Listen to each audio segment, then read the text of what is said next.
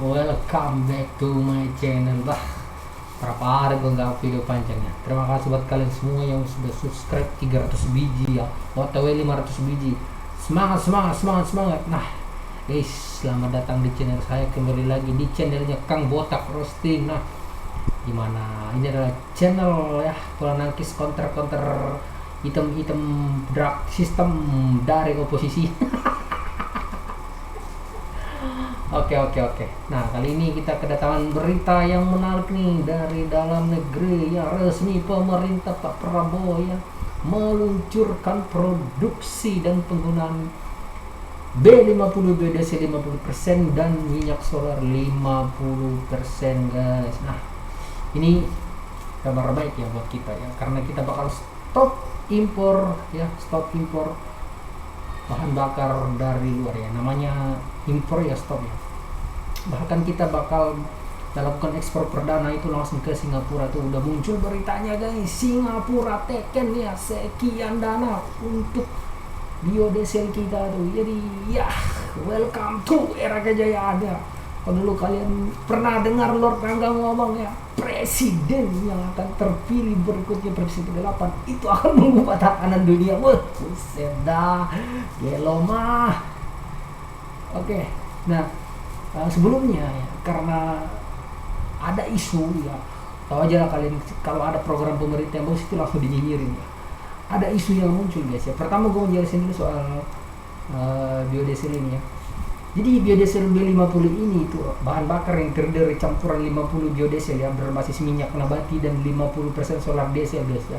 Jadi di Indonesia ini biodiesel umumnya itu diproduksikan dari minyak kelapa sawit ya, atau CPO yang kita sebut CPO, yang diolah menjadi fatty acid ya, methyl ester atau FEM ya. Nah, program B50 merupakan kelanjutan dari B35 ya dan B40. Kemarin sudah ada tuh ya, yang berapa persen aja tuh. Dia bertujuan untuk mengurangi ketergantungan pada impor BBM fosil. Nah, gelo mau gue lagi. Ini tuh meningkatkan penggunaan energi terbarukan kita juga ya, serta mendukung industri sawit nasional. Nah, tuh ya guys ya. Jadi buat petani sawit gacor ini mah ya. Jadi bahan utama biodiesel ini ya, bahan utama biodiesel ini tuh minyak kelapa sawit ya, crude atau palm oil atau CPO sebagai bahan baku utama yang berasal dari perkebunan sawit ya. Itulah kalian yang sering sebut meme untuk Pak Prabowo nyawit. Meme kalian itu berkat buat Pak Prabowo, berkat buat rakyatnya gitu ya. Nah, terus bahan keduanya ada metanol yang digunakan dalam proses kimia guys ya, yang sudah terinvestigasi untuk mengubah minyak sawit menjadi biodiesel ya. Jadi udah bagus sekali guys ya. Jadi sebelum diproses disatukan ya, 50% dari sebelah, 50% dari sawit ya, itu sudah semua di sertifikasi guys. Kemudian katalis ya, berfungsi mempercepat reaksi kimia dalam proses produksi biodiesel. Nah, tuh ya katalisnya itu, jadi itu mempercepat reaksi kimia guys ya dalam proses produksi biodiesel. Tuh, solar biodiesel. Nah, dicampurkan dengan biodiesel FEM sehingga menghasilkan komposisi akhir B50. Nah, gelo guys. Nah, ya. Kemudian untuk manfaatnya apa sih? Untuk manfaat biodiesel B50 ini, jadi untuk mengurangi impor solar dan meningkatkan ketahanan energi nasional lah tuh. Ya. Jadi buat kalian adik-adik ya yang lagi masih sekolah ya, kalian sekolah benar-benar guys ya. Jadi ketika kalian lulus nanti kalian adalah penerus yang akan meneruskan, yang akan meneliti, yang akan menjadi bagian ya dari yang perkembangan energi terbarukan yang dikembangkan oleh Prabowo Subianto guys. Gila mah gua bilang. Manfaat keduanya menurunkan emisi gas rumah kaca dibanding solar murni. Itu dari dulu kalau soal emisi rumah kaca itu dari beberapa tahun yang lalu, puluhan tahun yang lalu kita bahas ya. Kemudian mendukung jutaan petani sawit Indonesia. Nah, gelo petani sawit Indonesia jaya. Mantap nih. Pokoknya kalian meme nyawit nih orang. Tuh buat makmuran rakyat tuh. Jadi lu cuman bisa nyinyir apa Prabowo tetap kerja coy ya. Itulah anaknya punya presiden yang paham ya, yang lebih paham daripada mahasiswa yang dia mau tuh paham kagak, ngomong iya banyak, paham aja kagak. Nah, manfaat berikutnya keempat, memanfaatkan sumber energi terbarukan yang tersedia dalam negeri guys. Nah, jadi gue ada pengalaman ya, jadi gue tuh 11 tahun bekerja di mulai dari hilirisasi nikel, gue pernah di nikel, pernah di baterai, aluminium, terakhir di batu bara guys ya. Jadi itu pengalaman kerja gue selama itu ya. Jadi sebenarnya untuk menuju Indonesia emas ini kata Prabowo itu bukan hal yang mustahil guys, sangat mungkin, bahkan itu sangat mungkin dicapai ya. Kalau saya saksikan sendiri di lapangan ya, sebenarnya banyak cowok ya hilirisasi kita itu yang sudah menyentuh dengan angka bisa kita bilang 75 bisa kita produksi sendiri guys ya. Tapi ketergantungan lagi alat-alat produksi luar ya, banyak kok ya, cuman ya jarang aja muncul ke media sosial, dan yang lebih banyak diketahui kalian di media sosial ini cuma berita-berita kroco-kroco aja. Yang berita paling penting itu kalian nggak tahu. Nah, kalian tahu nggak tuh kita punya hilirisasi nikel ya, aluminium, baterai ya, itu guys ya. Jadi gua terakhir pas di aluminium kemarin itu adalah salah satu smelter aluminium ya, bukan lagi alumina. Kalau alumina kan belum jadi, ini aluminium. Jadi di sana itu adalah benar-benar memproduksi ya bahan baku untuk ya kendaraan yang menggunakan energi hijau nantinya guys. Jadi di sana tuh support ya. Jadi ada sekitar 5.000 hektar lahannya ya. Jadi smelter ini tuh wah, waktu gua kemarin di sana masih bangun smelter ini gua luar biasa guys ya. Dia masih kebanyakan penerimaan karyawan lokal guys di situ ya. Kalau untuk kru ya, karena kru itu kan nggak butuh skill, kecuali operator itu direkrut hiringnya itu dari seluruh penjuru Indonesia. Siapa yang punya skill sekarang kan mau maju ke situ guys ya. Jadi kalau Prabowo teriak ya kita bakal menuju Indonesia, sebenarnya boleh aja. Tapi jalan pertama yang harus dilakukan itu ya betul itu sikat korupsi ya. Akarnya itu korupsi guys ya. Mau sehebat apapun pabrik-pabrik kita punya hilirisasi dari segala sektor, kalau koruptornya itu akarnya masih ada itu bakal susah. Jadi Prabowo pun sudah melakukan langkah-langkah itu. Cuman gua heran tiap ada penangkapan koruptor ya, tuh selalu ada demo. Kenapa gitu kan? Ini patut dipertanyakan ya. Tuh. Nah, kita lanjut ke biodiesel tadi guys.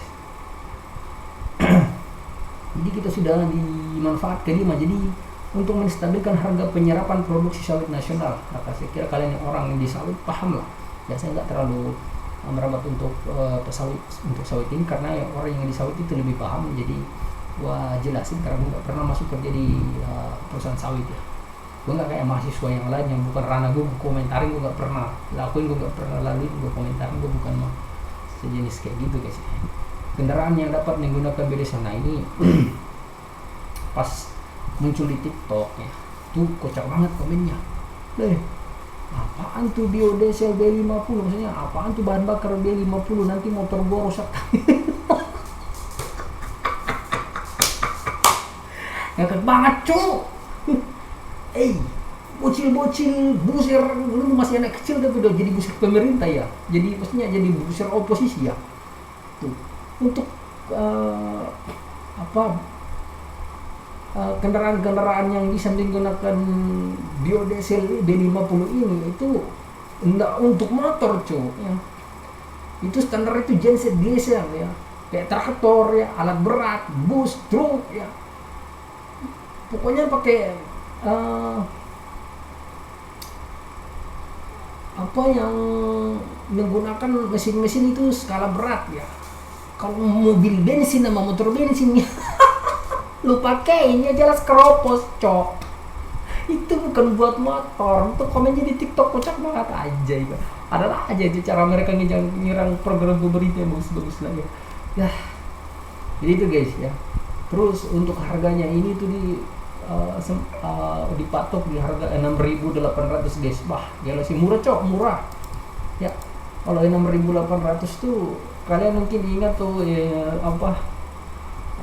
waktu kita masih zamannya Pertalite itu tahun berapa tuh, 6.800 ya. Ya guys sih dia buat kalian yang punya mobil mesin diesel gacor ya. Oke, itu aja guys dari saya ya. Nanti kita next konten, silakan kalian komen gua mau bahas apa, kita bahas ya. Untuk malam ini sekian dulu karena ya gua mau nyebrang ke Facebook gua.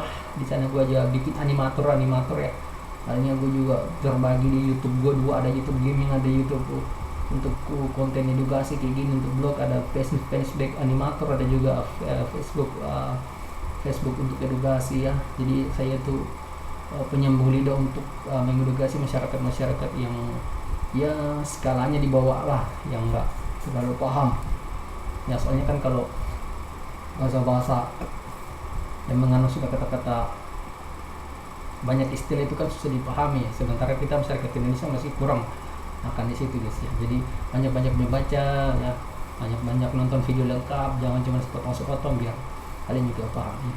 Nah, next gue ada beberapa materi yang gue siapin ya, yang bahas pengalaman gue cara masuk kerja di sektor nikel ya, hilirisasi nikel, aluminium, baterai ya, di sektor batu bara. Next gue bakal bahas ini caranya dari nol sampai jadi, kalau kalian setuju guys ya. Nanti kita bahas ya. Jadi sini bisa juga berbagi pengalaman buat kalian teman-teman yang baru lulus sekolah ya, ada kok caranya ya.